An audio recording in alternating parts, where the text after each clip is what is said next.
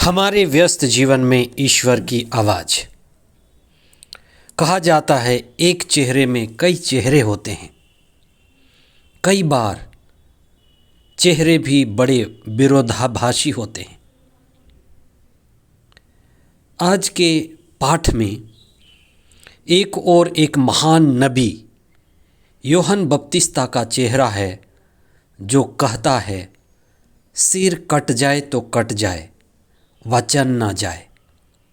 सिर कटा सकता हूँ, लेकिन सत्य का साथ नहीं छोड़ सकता। वहीं दूसरी ओर एक बदलता चेहरा है, राजा हेरोद का चेहरा।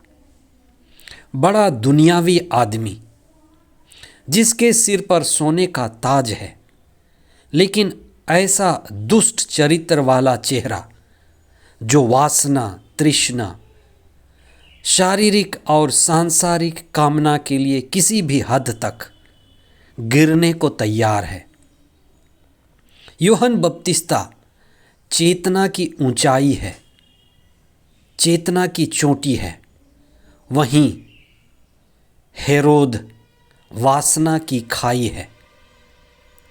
हेरोद ऐसा व्यक्ति ही नहीं, व्यक्तित्व है जो हमारे जीवन में हो सकता है, जो अपनी इच्छा और वासना का गुलाम है। वह यूहन्ना बपतिस्ता की आवाज़ सुनना चाहता है, लेकिन इतना कमज़ोर इच्छा शक्ति होने के कारण वह शक्तिहीन और बड़ा बलहीन हो जाता है। हेरोद को एक ओर नबी की वाणी खींचती है, तो दूसरी ओर उसकी अपनी ही बुराई, उसकी अपनी ही गिरती हुई बुराइयां खींचती चली जाती हैं। यही कारण है कि अच्छाई चाहते हुए भी वह बुराई की ओर गिरता जाता है। चौथा सामान्य सप्ताह 3 फरवरी 2022 शुक्रवार। पहला पाठ इब्रानियों के नाम पत्र अध्याय 13 पद संख्याएं 1 से 8 तक और संत मार्कुस का सुसमाचार अध्याय 6 पद संख्याएं 14 से 29 तक। आज के सुसमाचार में नए व्यवस्थान के महानतम नबी यूहन्ना बपतिस्ता के शहादत की बात कही गई है। यूहन्ना बपतिस्ता को क्यों अपना सिर गंवाना पड़ा, हम इस पर चिंतन करें। इस घटना का धर्मशास्त्र के द्वारा क्या संदेश है, इसी संदेश को समझना सबसे महत्वपूर्ण है। ईश्वर चाहता है कि परिवारों में रिश्ता सही रहे। ईश्वर चाहता है कि परिवारों में, विशेष करके पति पत्नी के बीच रिश्ता सच्चा रहे।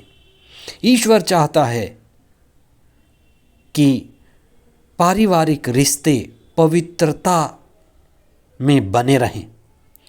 हेरोद का अपने भाई फिलिप की पत्नी को रखना सारे गलीलिया के लोगों के लिए चर्चा और विवाद का विषय बना हुआ था।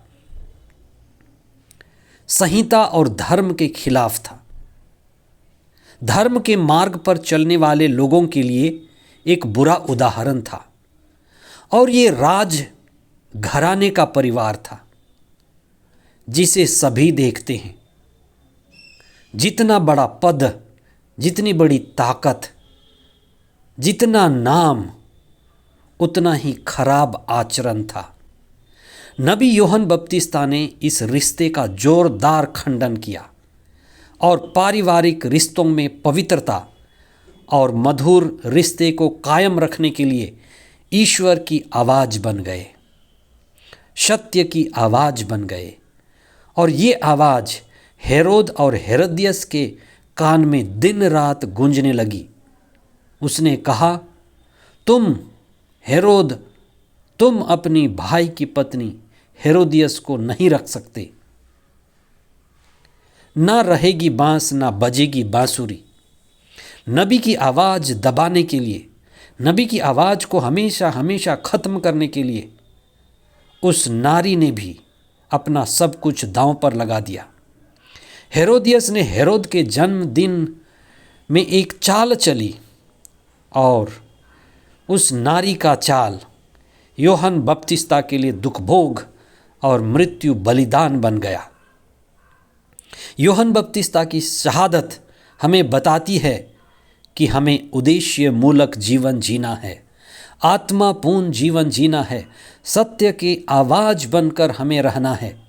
हम कितनी लंबी जिएंगे, हमारा शरीर कितना सुरक्षित है, यह मायने नहीं रखता, लेकिन यह मायने रखता है कि हम सत्य की आवाज़ बनकर जिएं, सत्य के साक्षी बनकर जिएं, ईश्वर और सत्य के साक्षी बनकर जिएं। इस धरा को पवित्र बनाएं, रिश्तों को पवित्र बनाएं, सत्य और ईश्वर की आवाज़ बने रहें। कई सारे धर्मात्मा, नबी, यहाँ तक कि स्वयं ईसा ज़्यादा लंबी उम्र तक जीवित नहीं रहे। ये जरूरी भी नहीं है। वे जान गंवाकर सत्य की आवाज़ बनकर हमेशा हमेशा के लिए आज भी गूंज रहे हैं। हम मौन होकर उन आवाज़ों को सुनें। जहाँ भी हम रहें, आध्यात्म में प्रगति के लिए प्रयत्न करते रहें। आध्यात्म में बढ़ने के लिए दो सबसे बड़ी महत्वपूर्ण बात है जिसको आज के पहले पाठ में कहा गया है। आध्यात्म में बढ़ने के लिए सबसे पहली बात है मातृभाव, मैत्री भाव, मैत्री का भाव। सब मेरे हैं और मैं सबका हूँ, ये भाव। और यही भाव कि सब मेरे हैं, सबके साथ मेरी मैत्री है, यही हमें ऊपर उठाता है। आप अपने परिवार में देखें, जहाँ आप काम करते हैं वहाँ देखें, रिश्तेदारों के साथ देखें और अपने मैत्री भाव को बढ़ाएं। दूसरा है संतोष का भाव। लालच का विस्तार कभी खत्म नहीं होता जब तक हम चेतनशील नहीं होते। हम कितने ही घर बना लें, कितने ही पैसे कमा लें, कितने ही नाम कमा लें, लेकिन लोग असंतोष ही मरते हैं।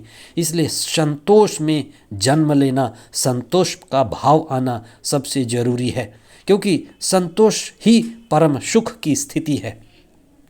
हम अपने बीच मैत्री भाव और संतोष भाव में बढ़ते जाएं और यही हमें ऊपर उठाएंगे। आमीन।